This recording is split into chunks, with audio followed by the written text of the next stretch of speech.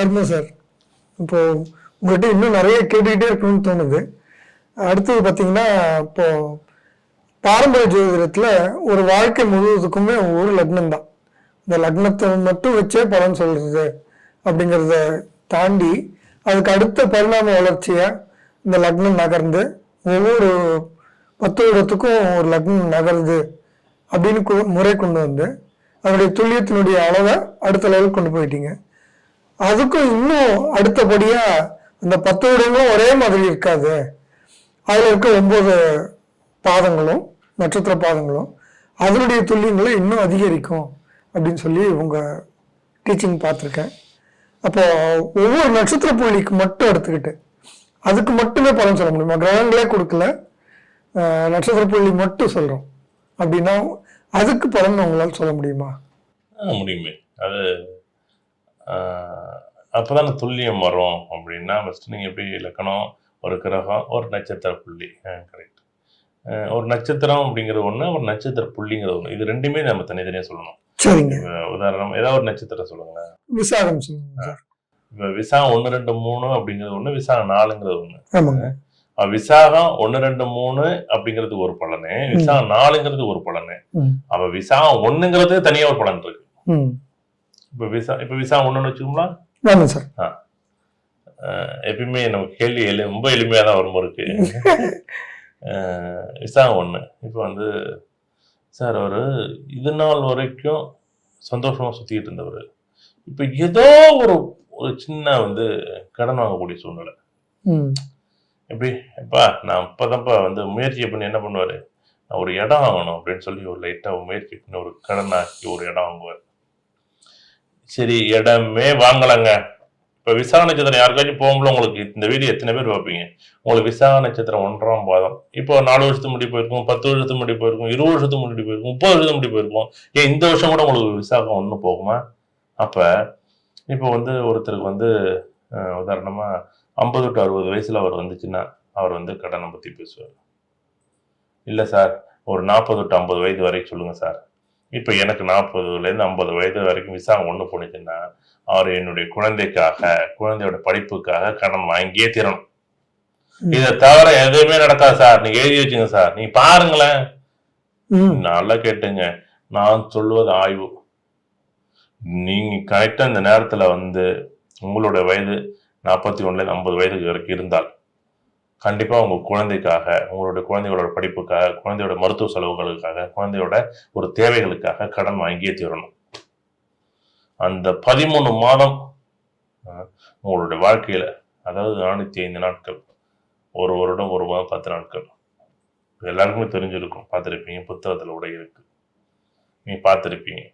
இந்த 405 நாட்கள் ஒரு கரடும் வரடான ஒரு நிகழ்வு.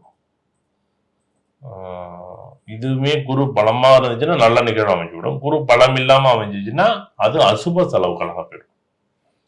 சுபமா அசுபமாங்கிறது அப்புறம் கிரகங்களை பொறுத்து தான் சொல்லுவாங்க. அப்புறம் என்னன்னா நம்ம எல்லாமே விரை செலவாயிட்டுன்னா சொல்ல முடியாது, இல்ல சுப செலவாயிட்டுன்னு சொல்ல முடியாது. கிரகங்கள் நல்லா இருந்துச்சுன்னா சுப செலவு, கிரகங்கள் நல்லா இல்லைன்னா அசுப செலவு.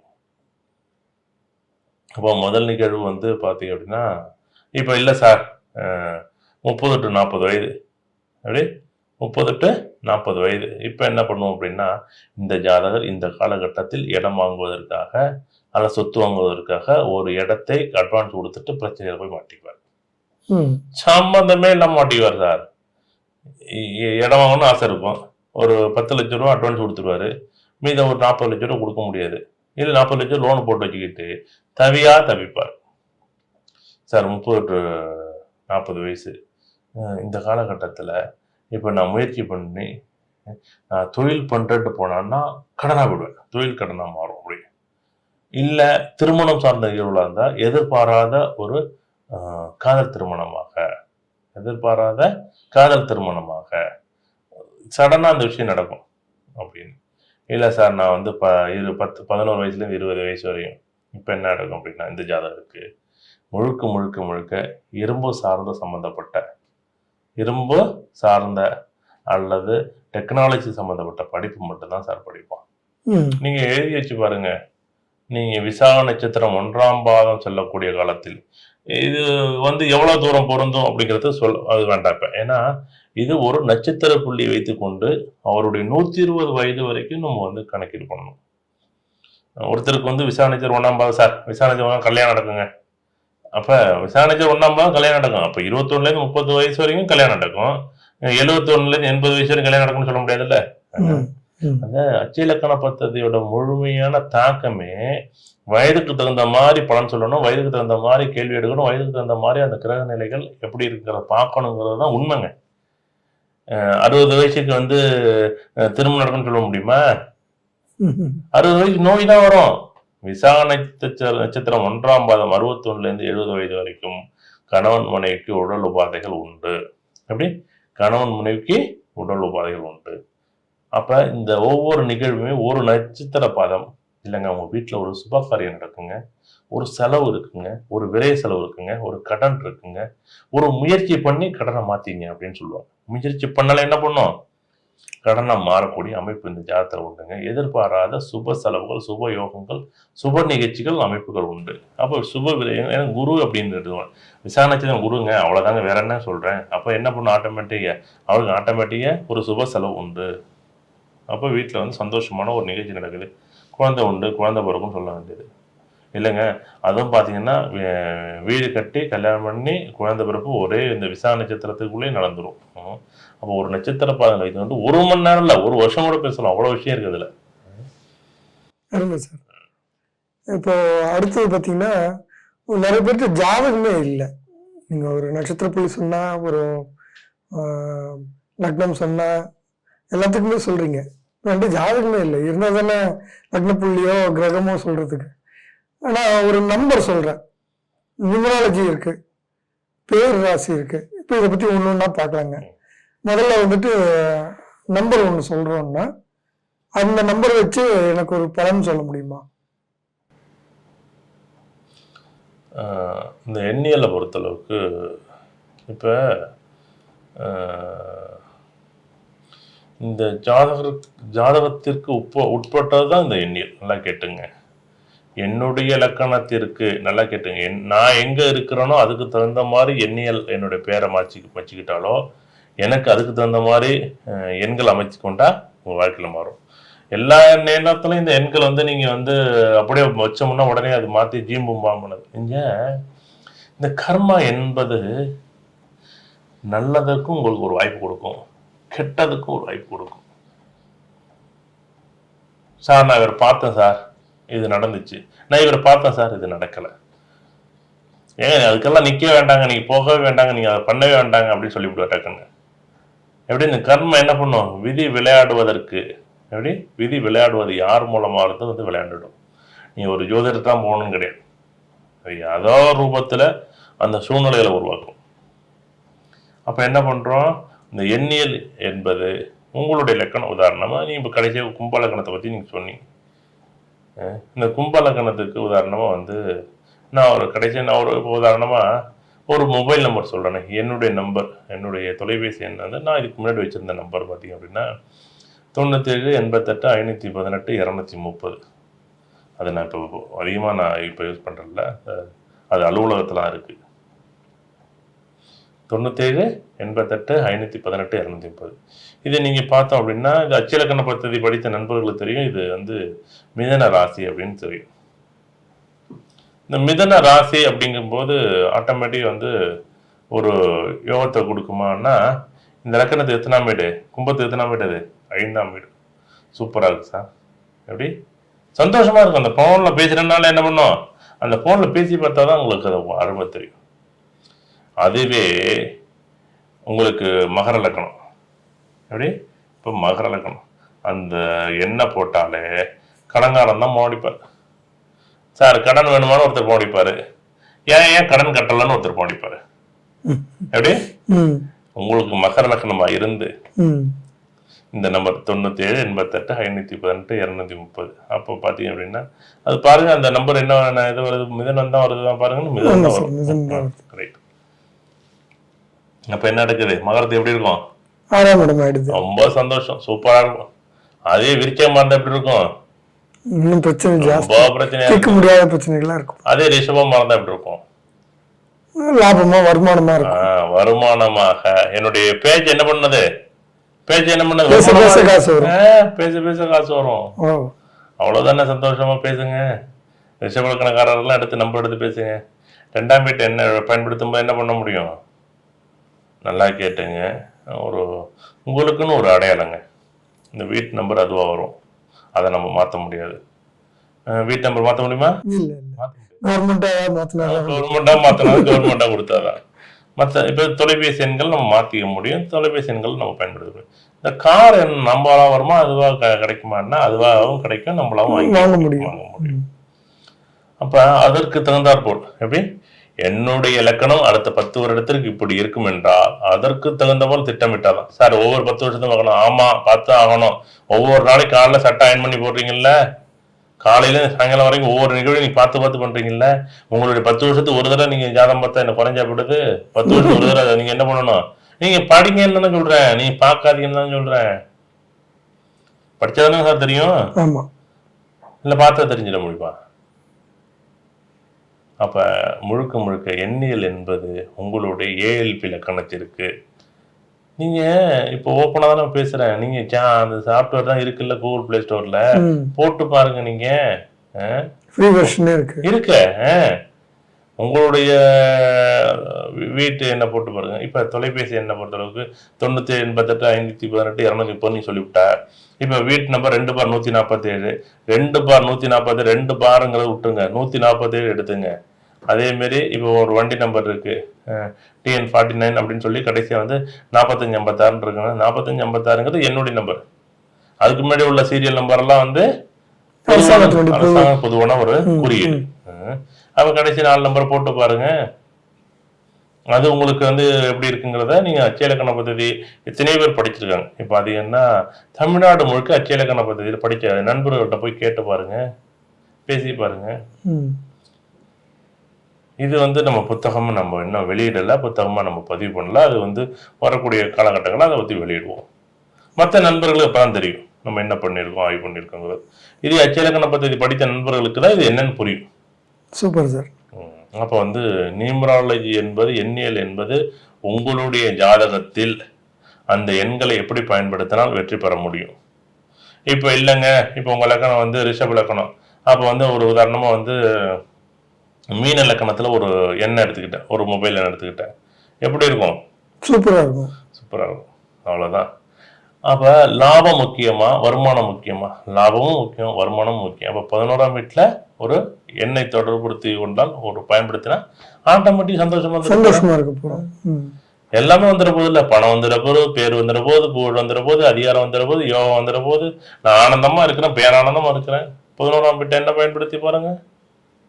அருமை சார். இப்போ ஒருத்தர் ஜோதிடம் பார்க்க போறாருன்னா அவர் என்ன மனநிலையில இருக்கணும், எப்படி நடந்துக்கணும்? நிறைய பேருக்கு அங்க ஒரு வாய்ப்பு கிடைச்ச போது எப்படி பயன்படுத்திக்கணும்னே தெரியாம இருக்கிறத நிறைய பேர் பார்க்க முடியுது. ஒண்ணு இவங்க கேட்க நினைச்சதே கேட்காம போயிடுறாங்க, இல்லது ஜோதிடத்தை நிறைய தேவையில்லாத விஷயங்கள் எல்லாம் சொல்லி அவர் நேரத்தையும் விரயம் பண்ணி தன்னுடைய பலன்களையும் கேட்காம போயிடுறாங்க. அடுத்தது ஒரு சிலது வந்து நிறைய பேசி கேட்க வேண்டியதை கேட்காமலே இருக்காங்க. தன்னுடைய குறைகளை சொல்றதுக்கு ஒரு இடமா பார்க்கறாங்களே தவிர தீர்வுகளை நோக்கி அவங்க இருக்கிறது இல்லை. இது வந்து அப்போ ஒரு தன்னை தயார் பண்ணிக்கிட்டு போக வேண்டிய தேவை இருக்குன்னு வெளியில வந்த பிறகு உணர்வாங்க. அப்போ ஒருத்தர் வந்து ஜோதிடம் பார்க்க போறாங்கன்னா அவங்க என்ன மனநிலையில இருக்கணும், என்னென்ன தயார் பண்ணிக்கிட்டு அங்க போய் உட்காரணுங்க.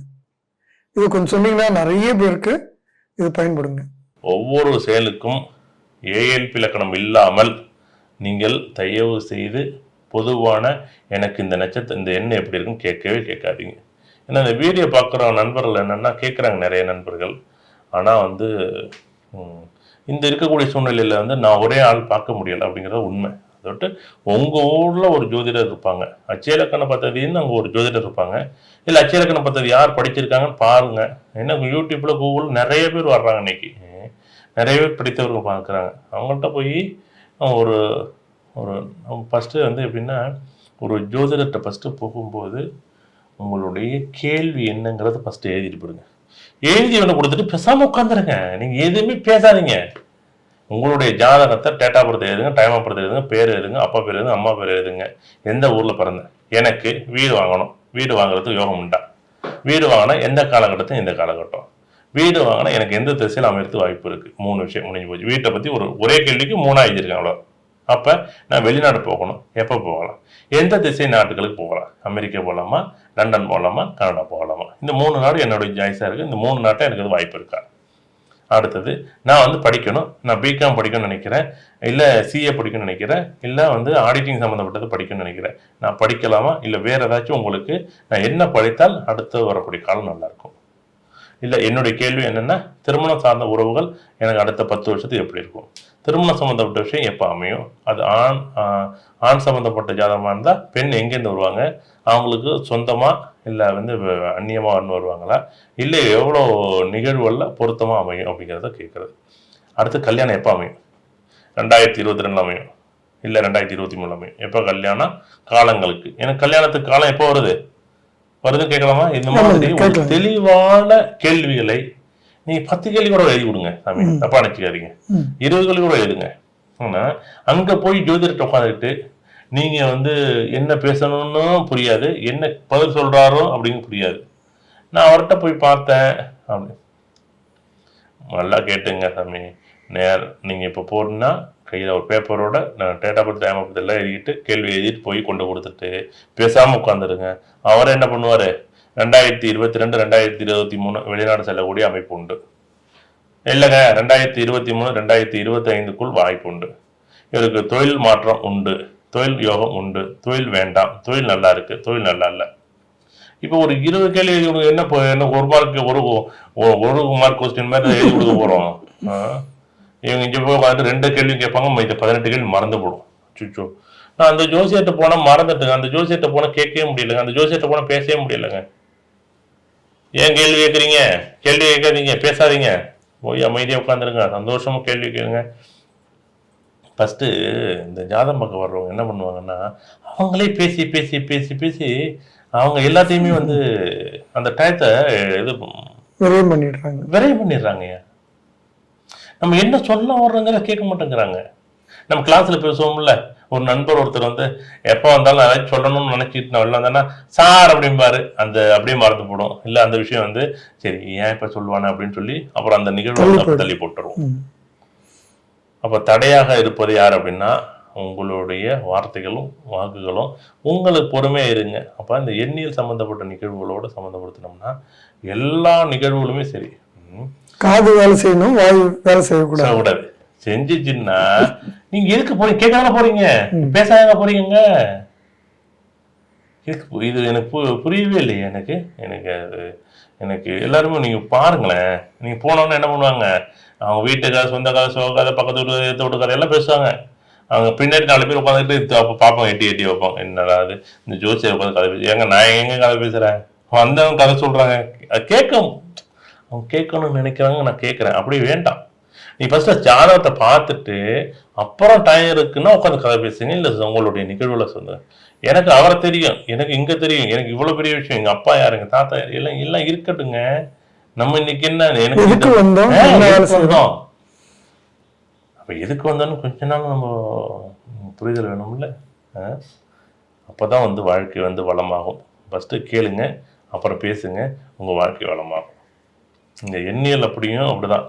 அச்சய லக்கணத்திற்கு உங்களுடைய மொபைல் என்ன போட்டு பாருங்க, வீட்டு என்ன போட்டு பாருங்க, மற்ற இதுக்கு பிறகு வரக்கூடிய அது மாதிரி நிறைய வரப்போகுது. அடுத்தது இது நியூமராலஜி கூட இதிலே வந்துடும். நியூமராலஜி இருக்கா? இருக்கு சார்.